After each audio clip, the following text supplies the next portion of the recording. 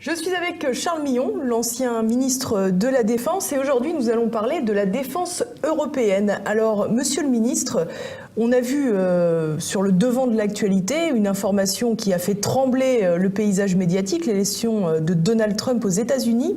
On a vu que sa politique étrangère semblait très différente de celle qui avait été menée auparavant par les États-Unis, qui était relativement interventionniste, pour pas dire avec une propension d'ingérence. Est-ce que vous pensez que ce bouleversement dans cette politique peut pousser l'Union européenne à revenir à ce grand serpent de mer qui était une armée européenne ?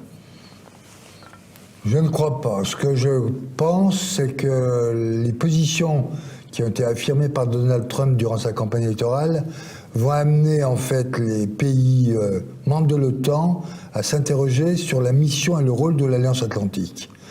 Parce que l'Alliance Atlantique a été créée au moment où il fallait lutter contre l'Union soviétique et contre ses projets d'extension, d'expansion.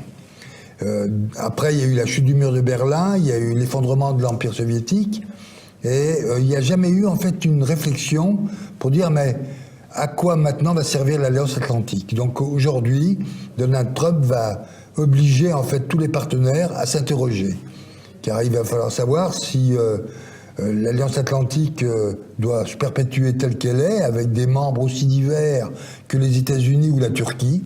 Or en face du péril islamique, je ne sais pas si on aura la même réaction. Donc il y a un vrai problème qui est posé. Qu'on va avoir une alliance atlantique qui est intervenue en Libye, et on ne sait pas sur quels critères, parce que est-ce qu'il fallait intervenir en Libye au moment où elle l'a faite, avec toutes les conséquences dramatiques que l'on connaît aujourd'hui. Donc j'ai l'impression qu'aujourd'hui, il va falloir lui redéfinir sa mission et son rôle.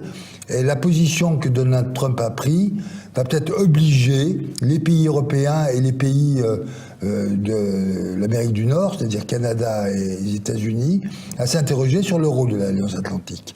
Ça, c'est la première chose. La deuxième interrogation auquel il va falloir répondre, c'est comment on va intervenir dans des conflits du type Mali, du type République centrafricaine, où la France est intervenue récemment.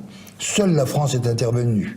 Alors je reconnais que l'armée française, et je lui rends un hommage tout à fait particulier, est tout à fait équipée, elle est formée, elle sait gérer ce type de conflit, mais de toute façon la France ne pourra pas porter seule tous ces conflits qui malheureusement se développent soit en Afrique, soit au Moyen-Orient.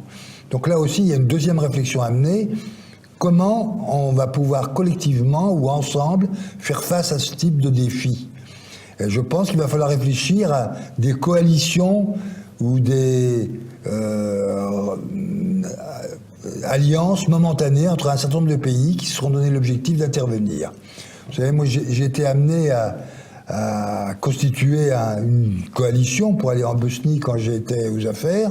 Il y a un certain nombre de pays, les Pays-Bas, la France, la Grande-Bretagne, qui ont décidé d'intervenir avec des pays en soutien. Je crois que c'est peut-être des démarches qu'il va falloir un peu institutionnaliser pour pouvoir faire face à tous ces conflits. Car pour avoir une armée européenne, comme certains le souhaitent, il faut avoir un pouvoir politique européen. Donc là, on repose un autre problème, c'est de savoir comment on va construire l'Europe demain. Est-ce qu'on va la construire avec un vrai pouvoir politique ?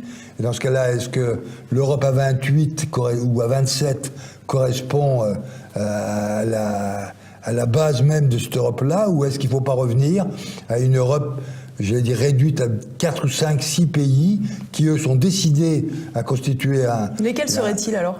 C'est les pays d'origine, les pays d'origine de l'Europe, c'est-à-dire la France, l'Allemagne, peut-être le Benelux, l'Espagne, peut-être la Pologne.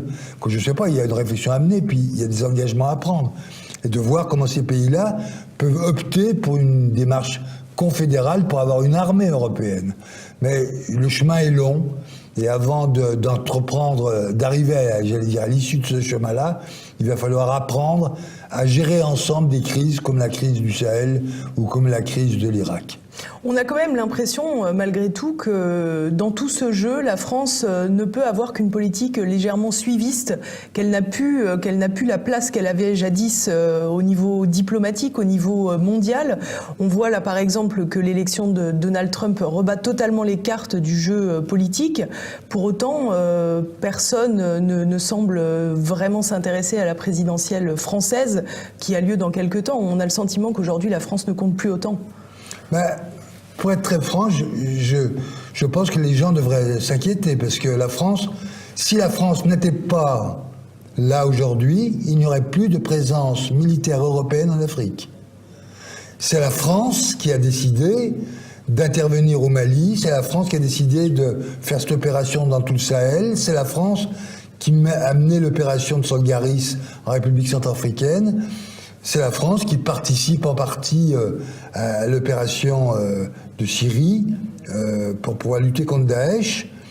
Et personnellement, je rends hommage à l'armée française qui, sous l'autorité du ministre de la Défense d'aujourd'hui et sous l'autorité du gouvernement, a mené une action tout à fait exemplaire.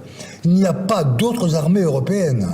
La Grande-Bretagne, qui avait une armée très solide, n'intervient plus dans les théâtres extérieurs. Et aucun autre pays européen n'intervient. Donc aujourd'hui, il y a bien sûr une réflexion à mener sur l'Alliance Atlantique, mais aussi une réflexion à mener sur comment l'Europe va porter sa défense. Donc il va falloir augmenter les budgets de la défense, et je crois qu'il va falloir les augmenter d'une manière conséquente pour pouvoir permettre à nos pays de se défendre et de faire face aux défis qui sont devant nous. Deuxièmement, de voir comment se coordonner avant de se fédérer. Il faut d'abord se coordonner, apprendre à faire des exercices communs, à avoir des états-majors communs, à amener des opérations communes. Et je pense que ça, on l'a déjà fait et on peut le répéter, même l'institutionnaliser. Et puis troisièmement, réfléchir par exemple à une coordination en matière d'armement. Est-ce qu'on ne peut pas harmoniser nos armements pour pouvoir faciliter les opérations communes, les échanges?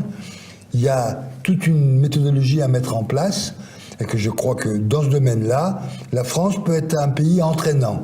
Alors là, j'ai beaucoup parlé de l'armée en tant qu'armée militaire, mais je voudrais insister sur le fait qu'il n'y a pas d'armée sans réarmement moral et que la campagne présidentielle américaine, comme la campagne présidentielle française dans laquelle on est rentré, démontre à l'évidence qu'aujourd'hui, il faut savoir désigner l'ennemi, il faut savoir qui on est, d'où on vient, et que c'est toute une action de réarmement moral qu'il faut engager.